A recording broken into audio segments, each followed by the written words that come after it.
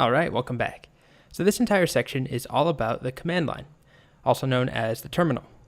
It's not the most glamorous thing ever, but it's really, really important for the rest of this course. And I'll be really upfront, we're not covering any Python in this section, which I know might be a little bit of a bummer, but it's for a really good reason. We have to have a solid understanding, a mastery of the basics of using the command line in order to move forward with Python.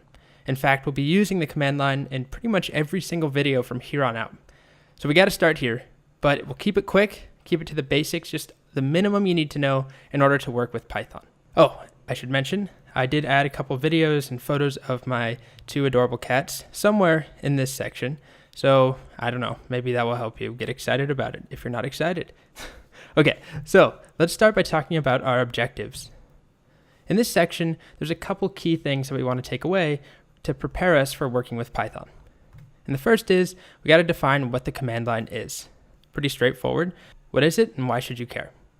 Then we're going to learn the basics of command line navigation and file structure. Along with that, we'll learn how to manipulate files and folders using the command line. So we'll be able to look at folders and files, create new ones, delete existing ones, move them around, that sort of thing. So those are the three key points that we want to take away from this section. Like I said, I'm going to keep it brief. If you already feel comfortable doing these three tasks, really the latter two, if you're good navigating your file structure, creating, deleting, moving files and folders around, then you might be able to just skip this section entirely and move on to Python. But if you're not confident in your ability to do that, hang in there. This will be quick. And like I said, there's cute photos of my cats. So let's get started.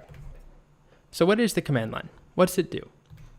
To put it shortly, or not so shortly in this case, the command line is a faster and more powerful way to maneuver your operating system. So if you're on a Mac, you might be familiar with the Mac Finder, or on Windows, the Windows Explorer. These are graphical user interfaces. So if you've never used the command line, this is how you interact with your computer. You use your mouse. We can open up files.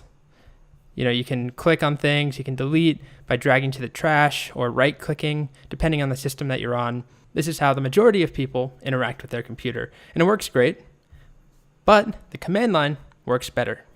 It's a little uglier. That's probably the hardest roadblock to get past. It's just text, but it's faster and far more powerful once you kind of get up and running with it. So rather than using our mouse to click on things and double-click and drag items, we use special keywords, just text. So these special keywords that we're going to learn let you do everything you can do with the graphical user interface, plus a lot more. So here's a quick example. Here's a command, and it's pretty trivial, silly example, but what it will do is search in a file called report.txt, so an existing file, and let's say this file is filled with, 10,000 lines of text. This sed command is going to then search this file for all instances of the word dude, and it's going to replace it with my name, Colt. But it's going to take the result of that, with all the replaced dudes, into a new file it's going to make called report.new.txt. So again, we're going through a file, report.txt, replacing all instances of the word dude with Colt, and storing that all in a new file called report.new.txt in a single line. And while this is something you probably don't need to do often, if you had to do this with the GUI or GUI, it takes a lot of work. At best, you would need to open up the report file.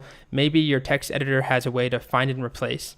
So even if you find and replace using your editor rather than doing it manually, you then still have to save the result, copy it, make a new file, open that in a new application, paste the new code in there, save it as report.new.txt, and it takes a lot of time. And again, that's just one silly example, but pretty much everything that we do is going to be faster using the command line. So that brings us to the next thing, which is how are we going to use it in this course? And really, why do we need to even talk about it? How does it relate to Python? Well, first off, we're going to use the terminal to just navigate around our files. So we'll have around 100 or more files, maybe 20 different directories for this course, and we'll use the command line, the terminal, to navigate through them, to create and remove new folders and files, to move, copy, and paste those files, and most importantly, as far as how it relates to Python, we need to use the command line to actually run code as Python. So we're going to write code in files, let's say a file called mycode.python or .py. Just putting code in a file doesn't really do anything. we have to execute it using Python. So we need to be able to navigate through our folders, find the correct file, and then execute Python with that file.